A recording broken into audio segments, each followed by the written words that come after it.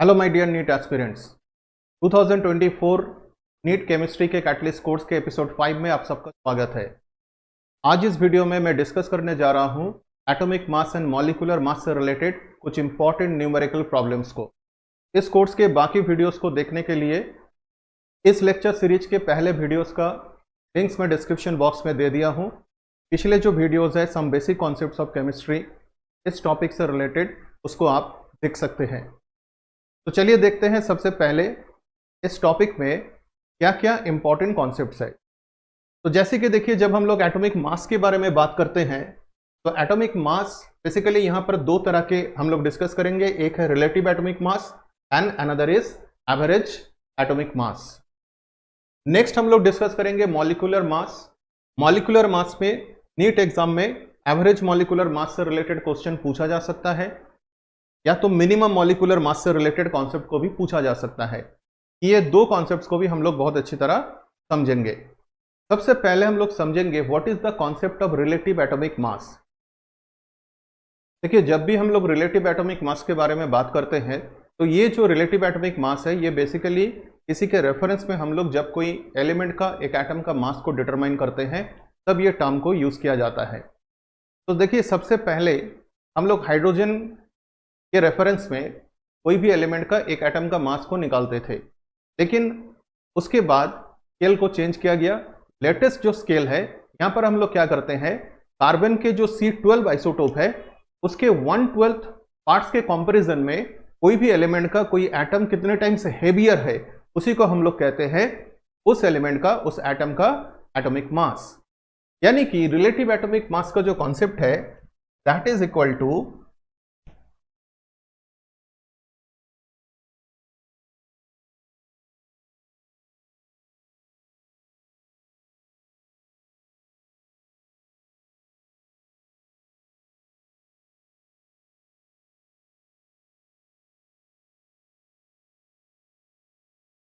यानी कि जो रिलेटिव एटॉमिक मास है हम लोग इसको अगर एक्सप्रेस करेंगे तो हम लोग इस तरीके से एक्सप्रेस कर सकते हैं कि mass of an atom of an element by 112 into mass of C12 isotope.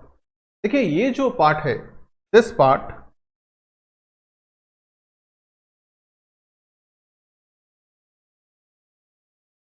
इसको हम लोग क्या कहते हैं, 1 AMU एटॉमिक मास यूनिट और 1U या यूनिफाइड मास। यानी कि यहां पर 112 into mass of C12 isotope, 1/12 parts of mass of the C12 isotope, उसको हम लोग क्या कहते हैं, 1 एटॉमिक मास यूनिट या 1U। जैसे कि देखिए, अगर सपोज ऑक्सीजन का एटॉमिक मास अगर मैं कह रहा हूं कि 16 है, इसका मतलब क्या होगा, इसका मतलब होगा कि ऑक्सीजन का कोई एटम C12 आइसोटोप का 1/12 पार्ट्स के कंपैरिजन में 16 टाइम्स हेवियर है by mass. This is the meaning. तो यानी कि यहां पर C12 आइसोटोप के 1/12 पार्ट्स को हम लोग क्या मानते हैं, एक यूनिट मान लेते हैं जिसको हम लोग कहते हैं 1U या 1 AMU। AMU हम लोग पहले यूज करते थे एटॉमिक मास यूनिट को, अभी लेटेस्ट जो हम लोग यूज करते हैं that is the U, that means unified mass. अब ये बात आता है कि क्या हम लोग C12 आइसोटोप का मास को निकाल सकते हैं, क्योंकि अगर हम लोग C12 एटम का मास को निकालेंगे उसके बाद ही हम लोग उसके 1/12 पार्ट्स को कैलकुलेट कर सकते हैं।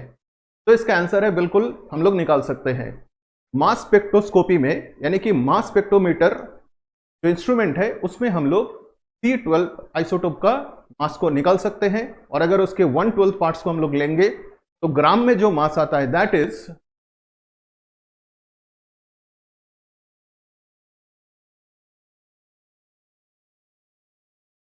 तो ये जो है AMU और ग्राम के बीच में रिलेशन है। मैं फिर से बता रहा हूं कि मास स्पेक्ट्रोमीटर में हम लोग C12 आइसोटोप का मास निकाल सकते हैं, उसके अगर 1/12 पार्ट्स को हम लोग लेते हैं तो then will get this amount. तो रिलेटिव एटॉमिक मास का कॉन्सेप्ट आई होप सबका क्लियर हो चुका है। अब हम लोग नेक्स्ट जो कॉन्सेप्ट को समझेंगे that is the average atomic mass. But average atomic मास में जाने से पहले एक क्वेश्चन आप लोगों का मन में आ सकता है कि हम लोग C12 आइसोटोप के 1/12 पार्ट्स को 1 AMU मानते हैं, क्यों हम लोग C12 आइसोटोप को ले रहे हैं, दूसरे कोई आइसोटोप को हम लोग क्यों नहीं ले रहे हैं? देखिए, इसका आंसर यह है कि जब हम लोग C12 आइसोटोप को लेते हैं और उसके 1/12 पार्ट्स जो मास है उसके रेस्पेक्ट में जब दूसरे एलिमेंट्स का एटॉमिक मास को निकालते हैं, तो मोस्ट ऑफ द एलिमेंट्स के जो एटॉमिक मास है वो होल नंबर या नियरली होल नंबर में आता है। तो ये इसका रीजन है। तो चलिए अब हम लोग देखेंगे एवरेज एटॉमिक मास का कॉन्सेप्ट को। ये स्टूडेंट्स, अब हम लोग देखेंगे एवरेज एटॉमिक मास का कॉन्सेप्ट को। देखिए, बहुत सारे एलिमेंट्स का देखा गया है कि नेचर में वेरियस आइसोटोप्स एग्जिस्ट करता है। तो अगर हम लोग कोई एक पर्टिकुलर एलिमेंट के बहुत सारे आइसोटोप्स है, उस तरह का केसेस में हमें एवरेज एटॉमिक मास का कॉन्सेप्ट को अप्लाई करना पड़ेगा। जैसे कि यहां पर एक एग्जांपल को लेते हैं, आप लोग देखेंगे जो क्लोरीन है, क्लोरीन एटम के दो आइसोटोप्स आपको नेचर में मिलेगा। एक है आपका Cl35 और एक है आपका Cl37।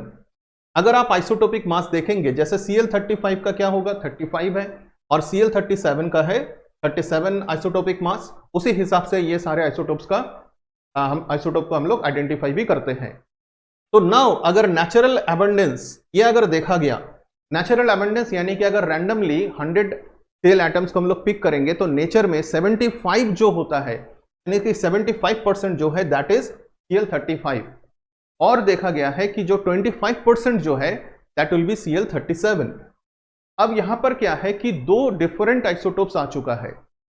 तो जब भी हम लोग कोई कैलकुलेट करते हैं, खास करके आप लोग देखेंगे कि जैसे स्टोइकियोमेट्री में बहुत सारे क्वेश्चंस होता है या मोल कॉन्सेप्ट में बहुत सारे क्वेश्चंस होता है, तो इस तरह के क्वेश्चन में हम लोग क्या करेंगे कि जब भी क्लोरीन एटम का एटॉमिक मास का बात आएगा तो यहां पर हमें एवरेज एटॉमिक मास का कॉन्सेप्ट को अप्लाई करना है।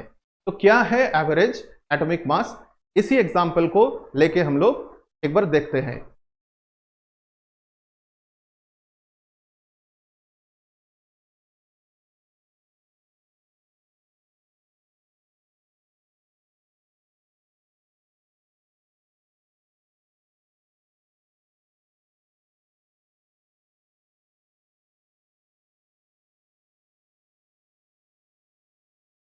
देखिए, अगर कोई फॉर्मूला के थ्रू हम लोग इसको एक्सप्रेस करना चाहे तो this is basically summation of the isotopic mass to percentage abundance divided by 100। यानी कि जितने भी आइसोटोप्स होगा वो सबका जो आइसोटोपिक मास है, यानी कि उस पर्टिकुलर आइसोटोप का जो एटॉमिक मास है इनटू उसके जो परसेंटेज एबंडेंस होगा। इस तरह के हर एक केस में isotopic mass and percentage abundance को मल्टीप्लाई करने के बाद हम लोग क्या करेंगे, उसको ऐड करते हैं। तो उसके बाद क्या करेंगे, divided by 100। Now in this case we are having only 2 isotopes. तो अगर 2 आइसोटोप्स है तो उस तरह के केसेस में, जैसे ये एग्जांपल है कैसे करके इस फॉर्मूला को हम लोग अप्लाई करते हैं, तो यहां पर क्या हो जाएगा, तो इन दिस केस 2 आइसोटोप्स हैं, 35 परसेंटेज एबंडेंस 75 है, तो into 75 plus 37 into 25 divided by 100। अगर हम इसको कैलकुलेट करते हैं तो इट विल बिकम 35.5। तो इसीलिए हम लोग जब क्लोरीन का एटॉमिक मास का बात आता है वहां पर हम लोग क्या कहते हैं 35.5, बट ये हमें याद रखना है कि ये एक एवरेज एटॉमिक मास है। नीट के एग्जाम में इस तरह के डिफरेंट आइसोटोप्स को देके एवरेज एटॉमिक मास कैलकुलेट करने के लिए कह सकता है, इसीलिए आपको इसके कॉन्सेप्ट को बहुत अच्छी तरह याद रखना पड़ेगा। तो आई होप कि relative atomic mass and average atomic mass का जो कॉन्सेप्ट है ये आप लोगों को बहुत अच्छी तरह समझ में आ गया है। देखिए, यहां पर कुछ इंपॉर्टेंट मेथड्स हैं एटॉमिक मास को निकालने का, वो क्या क्या है। तो जैसे कि डुलोंग एंड पेटिट्स लॉ है, कैंडिजारोस मेथड है, लॉ ऑफ आइसोमॉर्फिज्म है, atomic mass from vapour density of chloride है, और जो लेटेस्ट जो टेक्निक है मास स्पेक्ट्रोस्कोपी तो भी हम लोग यूज करते हैं। तो एटॉमिक मास निकालने के लिए बहुत सारे वेरियस काइंड्स ऑफ टेक्निक्स है। अब हम लोग चले जाएंगे मॉलिक्यूलर मास से रिलेटेड इंपॉर्टेंट कॉन्सेप्ट्स को देखने के लिए। तो सबसे पहले एक चीज मैं बता दूं कि जो मॉलिक्यूलर मास होता है, क्या होता है कि अगर आपके पास कोई मॉलिक्यूल है उसमें जो डिफरेंट टाइप्स ऑफ जो एटम्स है सबका अगर एटॉमिक मास को आप ऐड करते हैं you will get the molecular mass. जितने एटम्स है उस हिसाब से आप जब ऐड करेंगे वेरियस एटम्स का मास को, यू विल गेट उस मॉलिक्यूल का मॉलिक्यूलर मास। इस वीडियो में मैं कुछ इंपॉर्टेंट कॉन्सेप्ट्स को बताने जा रहा हूं मॉलिक्यूलर मास से रिलेटेड। देखिए, सबसे जो पहला इंपॉर्टेंट कॉन्सेप्ट आएगा that is the average molecular mass. ये एवरेज मॉलिक्यूलर मास बेसिकली हम लोग जो अप्लाई करते हैं ये कोई भी गैसियस मिक्सचर के लिए। तो क्या है ये कॉन्सेप्ट, इसको पहले देखते हैं। देखिए, एवरेज मॉलिक्यूलर मास का जो कॉन्सेप्ट है, ये कॉन्सेप्ट बेसिकली पूछा जाता है जब कोई गैसियस मिक्सचर होता है। तो यहां पर सपोज मैं एक मिक्सचर को ले लेता हूं, जैसे कि मान लीजिए मेरे पास O2 गैस है और CO2 भी है, and number of moles of जो O2 गैस है let it be 2 moles, and यहां पर आपका जो CO2 है लेट इट बी 3 मोल्स। तो ये दोनों का नंबर ऑफ मोल्स है। अगर मुझे एवरेज मॉलिक्यूलर मास निकालना है, देखिए सबसे पहले जब मैं मोल के टर्म्स में बात कर रहा हूं तो यहां पर एवरेज मोलर मास आएगा, और अगर उसमें ग्राम को हम लोग हटा देते हैं तो न्यूमेरिकल डिजिट्स जो है वो बिल्कुल सेम रहेगा और हमें क्या मिल जाएगा, हमें मिल जाएगा एवरेज मॉलिक्यूलर मास। तो यहां पर क्या टेक्निक है कि जितने भी नंबर ऑफ मोल्स हैं इनटू जो मोलर मास यहां पर है,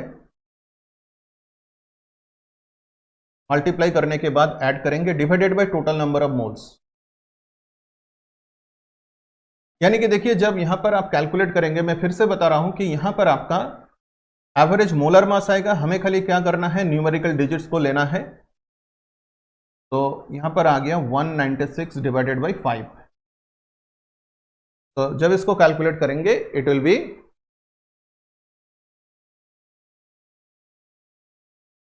39.2। तो यहां पर हमें क्या करना है, 39.2 ये डिजिट्स को हमें लेना, ठीक है ना।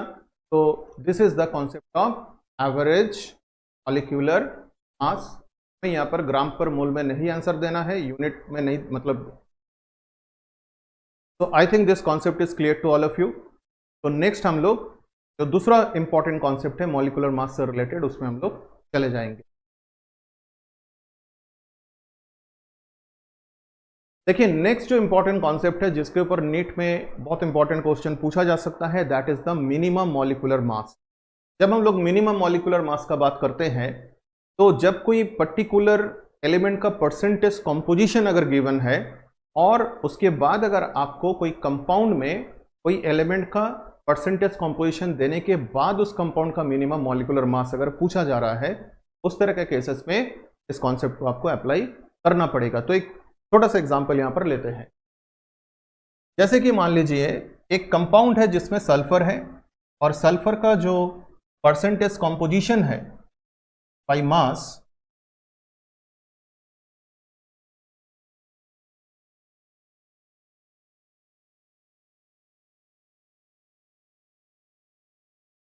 That is let us consider 8% है, और पूछा गया कि इस कंपाउंड का, जिस कंपाउंड में सल्फर होगा उस कंपाउंड का मिनिमम मॉलिक्यूलर मास क्या होगा। देखिए, जैसे भी इस तरह के कोई टर्म होगा मिनिमम मॉलिक्यूलर मास, तो इसमें हमें एक चीज को ध्यान में रखना है, जब भी मिनिमम मॉलिक्यूलर मास होगा तो जो एलिमेंट का परसेंटेज कंपोजिशन गिवन होगा, हमें ऐसे एज्यूम करना है कि उस कंपाउंड में एटलीस्ट एक ये पर्टिकुलर जो भी एलिमेंट का एटम होगा, एक एटम एटलीस्ट रहेगा। तो अगर मैं ये कंसिडर कर लेता हूं कि सल्फर जो है इसका एक ही एटम है, 1 एटम ऑफ सल्फर है उस कंपाउंड में, तो 1 एटम ऑफ सल्फर जो है, सल्फर का एक एटम का मास कितना होता है, 32। तो यानी कि एक एटम का जो मास है दैट इज 32। नाउ अगर मुझे कंपाउंड का मिनिमम मॉलिक्यूलर मास निकालना है, देखिए जब 8 है तो कंपाउंड का मास कितना होगा, 100। तो अगर एक सल्फर है तो कितना होगा, 32। तो फिर हम लोग आसानी से ये कैलकुलेट कर सकते हैं। तो इसके लिए क्या करना पड़ेगा, 100/8 इंटू 32, यानी कि कंपाउंड का मिनिमम जो मॉलिक्यूलर मास हो जाएगा 400। यानी कि देखिए, जब सल्फर कह रहा है कि 8% 8 है, 8% is that is the composition, percentage composition, यानी कि अगर सल्फर अगर होता है 8 तो कंपाउंड कितना हो जाएगा, कंपाउंड का मास हो जाएगा 100। अगर एक सल्फर है तो डेफिनेटली यहां पर क्या होगा, 32 होगा सल्फर का मास। तो कंपाउंड का मास कितना हो जाएगा, आप सिंपल सा ये कैलकुलेशन कर सकते हैं, इट विल बी। तो I think this concept is clear to all of you. यहां पर मैंने मिनिमम मॉलिक्यूलर मास का कॉन्सेप्ट आपको बताया। अब हम लोग चले जाएंगे कुछ इंपॉर्टेंट न्यूमेरिकल प्रॉब्लम्स में। देखिए यहां पर जो न्यूमेरिकल है, इस न्यूमेरिकल में क्या पूछा गया है, क्या कहा गया है कि जैसे मान लीजिए यहां पर x एंड y ये दो एलिमेंट्स है, और ये जो दो एलिमेंट्स है ये दो कंपाउंड्स को बना रहा है। जब ये कंबाइन हो रहा है तो दो कंपाउंड्स बन रहा है। एक यहां पर है दैट इज XY2 और अनदर दैट इज X3Y2। ये दोनों का कॉम्बिनेशन से ये दो कंपाउंड्स बनता है। नाउ यहां पर क्या पूछा गया है कि जब हम लोग 0.1 मोल जब हम लोग ले रहे हैं XY2, इसका जो वेट जो आ रहा है दैट इज 10 ग्राम्स। और जब हम लोग 0.05 मोल्स X3Y2 को जब हम लोग ले रहे हैं तो उसके जो मास जो है दैट इज कमिंग 9 ग्राम। फिर हमें पूछा गया कि the atomic weight of X and Y। बहुत इंपॉर्टेंट क्वेश्चन है, नीट पे इस तरह के क्वेश्चंस पूछे जाते हैं। तो इस क्वेश्चन को हम लोग बहुत आसानी से सॉल्व कर सकते हैं। हमारे पास इसके पहले जैसे मोल कॉन्सेप्ट ऑलरेडी हम लोग सीख चुके हैं। मास से मोल का क्या रिलेशन है ये बिल्कुल क्लियर है आप लोगों का। और इसके पहले मोल कॉन्सेप्ट से रिलेटेड मेरा जो वीडियो है उसका भी लिंक मैंने डिस्क्रिप्शन बॉक्स में दे दिया है, वहाँ पर जाके आप देख सकते हैं। तो चलिए इस क्वेश्चन को सॉल्व करते हैं। देखिए सबसे पहले हमें करना क्या है कि यहां पर 0.1 मोल यहां पर वेट दैट इज गिवन 10 ग्राम। तो अगर 1 मोल लिया गया तो उसका कितना होगा XY2 का। तो हम लोग यहां पर लिख रहे हैं कि if I take 1 mole then it will be 100 grams. ये किसके लिए है, XY2। तो 1 मोल का मास यानी कि मोलर मास XY2 का आ गया दैट इज 100 ग्राम। नेक्स्ट हम लोग क्या देखेंगे कि जैसे 0.5 मोल्स ऑफ X3Y2 है। अगर मैं यहां पर 1 मोल का ले रहा हूं, if I take 1 mole X3Y2, उसका मास क्या होगा। तो आप लोग यहां पर देख सकते हैं इसका जो मास यहां पर कितना आ जाएगा। इफ आई टेक 1 मोल तो यानी कि 1 मोल के लिए it will B 9 divided by 0.05 ग्राम, 180 ग्राम। तो यहां पर हम लोग क्या लिखेंगे, this is the molar mass जो है ये 180 ग्राम है। तो सिंपल सा यहां पर कैलकुलेशन से हमें ये पता चल गया है कि XY2 इसके जो मोलर मास है दैट इज 100 ग्राम है और X3Y2 इसका जो मोलर मास है दैट इज 180 ग्राम है। तो यहां तक आई होप कि सबका कैलकुलेशन जो है ये calculation is clear to all of you. इसके बाद हम लोग क्या करेंगे, देखिए इसके बाद हम लोग क्या करेंगे। अब देखिए हम लोग कैसे कैलकुलेट कर सकते हैं। देखिए मोलर मास तो निकल गया। अब अगर मॉलिक्यूलर मास हम लोग निकालेंगे तो मॉलिक्यूलर मास क्या होगा, numerical digits will be same, खाली वहां पर ग्राम नहीं रहेगा। Is it clear. तो जैसे कि हम लोग क्या करेंगे यहां पर, जैसे मान लीजिए एटॉमिक मास x का मैं ले रहा हूं, x है, और y का एटॉमिक मास को मैं y ले रहा हूं। x एंड y यही है एटॉमिक मास x का एंड y का। तो x एंड y का जो वैल्यूज होगा वो क्या क्या होगा उसको हम लोग देखते हैं। Now suppose if I consider molecular mass of XY2, तो ये क्या हो जाएगा, that will be 100 and X3Y2 का जो आएगा दैट विल बी 180, यानी कि जो 3x है प्लस 2y ये आपका क्या आ जाएगा 180। अगर आप इसको सॉल्व करते हैं बहुत आसानी से ये दो इक्वेशंस को आप लोग सॉल्व कर सकते हैं। इसको सॉल्व करने के बाद आप देखेंगे x जो है ये आ गया आपका 40 और ऑब्वियसली y जो है इट विल बी 30। तो यहां पर जो ऑप्शन जो है C, that will be the correct option. तो पहले मोलर मास को निकाला और फिर molecular mass numerical digits same होगा, उससे हम लोग क्या किया, दोनों इक्वेशंस को बना लिया एंड ये दो इक्वेशंस को सॉल्व किया। सॉल्व करने के बाद x एंड y इन दोनों का जो वैल्यूज है वो आ गया। तो I hope this question is clear to all of you. चलिए देखते हैं नेक्स्ट न्यूमेरिकल को। डियर स्टूडेंट्स, जो नेक्स्ट जो न्यूमेरिकल है this is based on average atomic mass. यहां पर एक एलिमेंट है, इसके आइसोटोपिक जो कंपोजिशन है यानी कि जो नेचुरल एबंडेंस का जो परसेंटेज है डिफरेंट आइसोटोप्स का गिवन है एंड इसके एवरेज जो मास है क्या होना चाहिए ये पूछा गया है। तो इसके लिए ऑलरेडी मैंने जो डिस्कस किया था कॉन्सेप्ट उसी को यहां पर अप्लाई करेंगे। जैसे कि आप देख पा रहे हैं कि एवरेज जो एटॉमिक मास है ये डायरेक्ट हम लोग लिखेंगे। यहां पर 3 आइसोटोप्स है और सबका परसेंटेज एबंडेंस गिवन है। तो isotopic mass into percentage abundance ये सबका हमें ऐड करना है।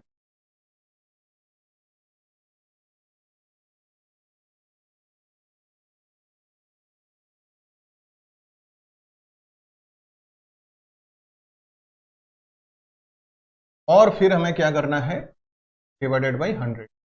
अगर हम लोग इस चीज को करते हैं, अब हमें क्या करना है, इसको कैलकुलेट करना है। और कैलकुलेट जब आप करेंगे आफ्टर द कैलकुलेशन यहां पर जो आंसर जो आ रहा है दैट इज 200, यानी कि the 200 mu this will be correct answer. तो आई होप कि this is clear to all of you. तो हम लोग चले जाएंगे अब नेक्स्ट न्यूमेरिकल में। चलिए देखते हैं नेक्स्ट न्यूमेरिकल को। नेक्स्ट न्यूमेरिकल में जो कहा गया है 1 mole of element X has 0.2 times the mass of 1 mole of element. One average atom of element X has 3 times the mass of one atom of C12. What is the atomic weight of Y? यानी कि इस question में atomic weight of Y का पूछा गया है। तो चलिए कैसे करके इस क्वेश्चन को सॉल्व करेंगे, स्टेप वाइज हम लोग डिस्कस करते हैं। तो जैसे कि यहां पर बताया गया है 1 मोल ऑफ एलिमेंट X, इसका जो मास है that is 0.2 times the mass of 1 mole of element Y। यानी कि अगर मैं मोल के टर्म्स में अगर सोचूं कि X का जो मोलर मास होगा that will B 0.2 times of the molar mass of Y। अगर हम लोग दोनों के एटम्स को कंसीडर करेंगे तो same ratio will be maintained. यानी कि अगर X is the atomic mass of the X element and Y is the atomic mass of the Y element, then क्या होगा, same relation will be followed। अब यहां पर क्या कहा गया है कि X has 3 times the mass of one atom of C12। तो C12 का जो मास है दैट इज 12 है, C12 एटम का जो एटॉमिक मास, यानी कि X का जो है इसके 3 टाइम्स। तो X का जो एटॉमिक मास होगा दैट इज 3 इंटू 12 यानी 6। अब यहां पर क्या पूछा गया है कि Y का वेट क्या होगा। तो बेसिकली Y का क्या होगा that is X equal to 0.2 into Y। तो यहां पर Y का जो हो जाएगा दैट इज 6.2 180। तो यहां पर जो आंसर आएगा दैट इज बेसिकली 180। तो यहां पर जो करेक्ट जो आंसर है that will be a option.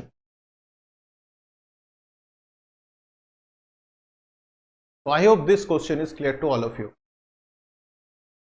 देखिए नेक्स्ट जो क्वेश्चन है, ये क्वेश्चन में क्या पूछा गया है, a gaseous mixture of H2 and CO2 gas contains 88 mass percentage of CO2, the vapor density of the mixture। देखिए यहां पर एक गैसियस मिक्सचर को देखे उसका वेपर डेंसिटी के बारे में पूछा गया है। तो जब भी मैं इसके पहले मिक्सचर ऑफ गैसेस का बात किया हूं तो वहां पर एक कॉन्सेप्ट को मैंने बताया था that is the concept of average molecular mass. तो अगर हम इस मिक्सचर का एवरेज मॉलिक्यूलर मास को निकाल लेंगे एंड डिवाइडेड बाई 2 करेंगे तो वेपर डेंसिटी आ जाएगा, क्योंकि वेपर डेंसिटी क्या होता है कि मॉलिक्यूलर मास बाई 2। तो क्योंकि ये गैसियस मिक्सचर है तो यहाँ पर हमें जो एवरेज मॉलिक्यूलर मास का कॉन्सेप्ट है उसको हमें यहाँ पर यूज करना पड़ेगा। देखिए सबसे पहले हम लोग क्या करेंगे कि ये जो गैसियस जो मिक्सचर है इसमें CO2 और H2 इसके जो क्वांटिटीज है इसको पहले देखते हैं। सपोज अगर मैं 100 ग्राम्स लेता हूं मिक्सचर को, तो यहां पर CO2 जो है, CO2 100 grams of the mixture में इट विल बी 88 ग्राम्स। तो अगर इसके मैं नंबर ऑफ मोल्स देखूं तो 88 divided by molar mass of CO2, molar mass of CO2 that is 44 grams. तो नंबर ऑफ मोल्स जो है CO2 का 100 ग्राम्स जो मिक्सचर होगा उसमें होगा 2 मोल्स। उसी तरह H2 अगर 100 ग्राम्स मिक्सचर को हम लोग लेते हैं तो यहाँ पर H2 होगा 12 ग्राम्स और H2 का जो नंबर ऑफ मोल्स है divided by molar mass of H2 that is 2 grams, it will B 6 mole.